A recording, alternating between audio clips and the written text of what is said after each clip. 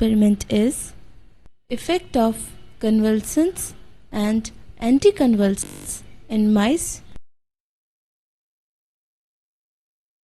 The objectives of this experiment are to understand the terms epilepsy and convulsions or seizures, to know classification of seizures and its behavioral manifestations, to know that electroencephalogram, that is EEG, is employed to detect neuronal excitability, to understand that epileptic seizures can be evoked in normal brain by kindling, that is, by electric shock or chemical convulsant, to know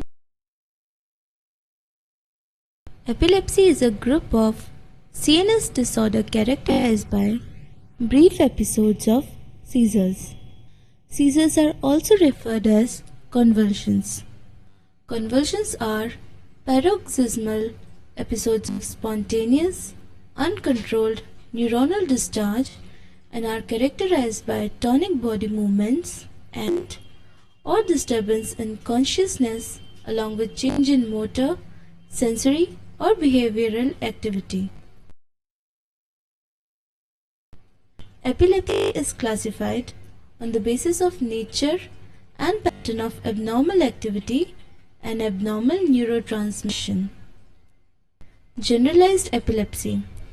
It is characterized by widespread involvement of brain, bilateral motor manifestation and impaired consciousness. Partial epilepsy. In this, abnormal neuronal discharge is limited to certain areas of the brain with or without loss of consciousness. Generalized epilepsy is further classified into grand mal, petit mal, akinetic, myoclonic seizures and infantile spasm. Partial epilepsy is further classified as simple partial seizures and complex partial seizures.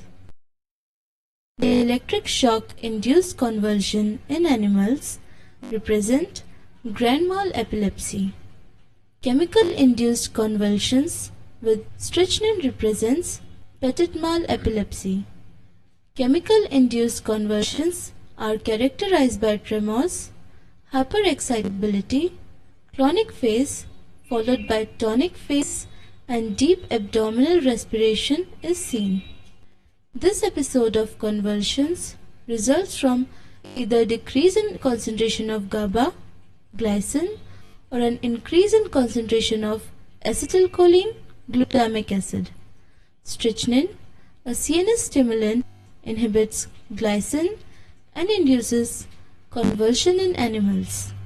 Anticonvulsants like diazepam acts as an agonist of GABA and inhibits spread of abnormal transmission in brain. To study the effects of convulsant and anticonvulsant in mice, select 2 adult healthy mice weighing not less than 20 gram and label them as mice A and mice B. Observe their normal posture and normal muscle tone, particularly in limbs and tail. Now inject 0.1 ml of stock solution of strychnine hydrochloride to mice A intraperitoneally. You can see that strychnine induces clonic convulsions characterized by Stroop's tail, that is S-type erection of tail and jerky movements of whole body. This clonic convulsions finally leads to death of the mice A. Inject 0.2 ml of diazepam solution intraperitoneally to the mice B. After half an hour, administer 0.1 ml of strychnine sulfate solution intraperitoneally to the mice B and observe the onset and severity of convulsions. You can see that severity of convulsions such as stroke, stall, whole body movement is less in these mice. This suggests that diazepam protected the mice from the convulsions induced by strychnine.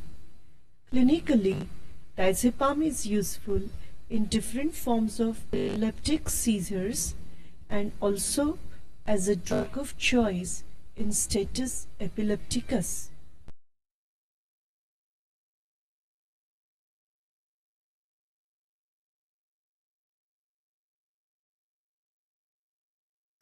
You have learned that convulsions induced by chemical agents produce clonic type contractions characterized by jerking of head and body and stops tail.